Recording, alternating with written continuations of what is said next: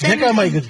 Дома е тука у вила во Звони да дојдеш тука од мајка. Не знам и го Ој, бе, ќе ќе те да носиме до таму. Дека бе да те носам ја, бе? Ќе те носам. Плачот на ова дете создава грудка во градите.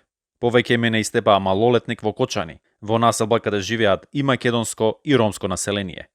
За случајот објави Цивил медија и снимката бргу предизвика реакции кај ромската заедница. Верувам дека надлежните ќе го решат тој проблем.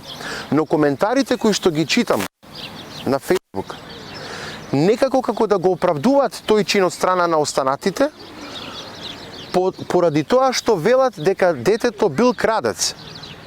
Погледнете какви стереотипи се случуваат за ромите. Настанот е дел од низата случувања во текот на оваа и изминатата година, кога припадници на ромското население се соочија со физички малтретирања.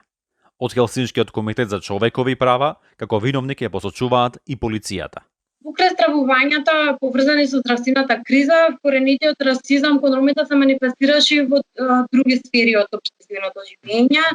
Така се случивме со случај на полициска бруталност кон припадниците на ромската заедница изминатата година, која што на некој начин стана и чиста практика од страна на полициските службеници, што говори за постоење на расистички предрасуди кај нив и непрофесионално и незаконито постапување. Проблемите со дискриминацијата се појавуваат на повеќе нивоа.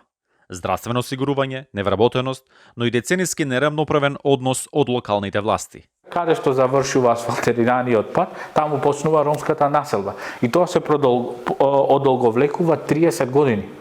Ромските организации укажуваат дека нетрпеливоста најмногу изразена во помалите општини.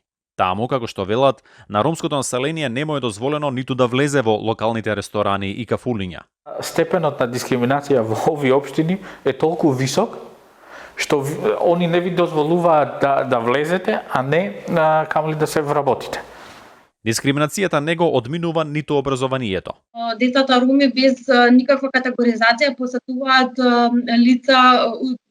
училишта за деца со попреченост или пак се распределени во посебни паралелки во редовните училишта, наместо да бидат вклучени и интегрирани во редовните паралелки. Припадниците на ромската заедница имаат едно главно барање: да бидат на исто рамниште со сите заедници во земјата. Имам чувство дека македонското општество нас ромите не третира како гости во оваа држава, не како граѓани од прв ред. МВР за случајот со тепањето на детето поднесе кривични пријави за 9 лица. Сепак, свеста за надминување на дискриминацијата, како што истакна и нашите соговорници, ќе треба да допре до целото население. За Гласот на Америка од Скопје, Тоше Огњанов.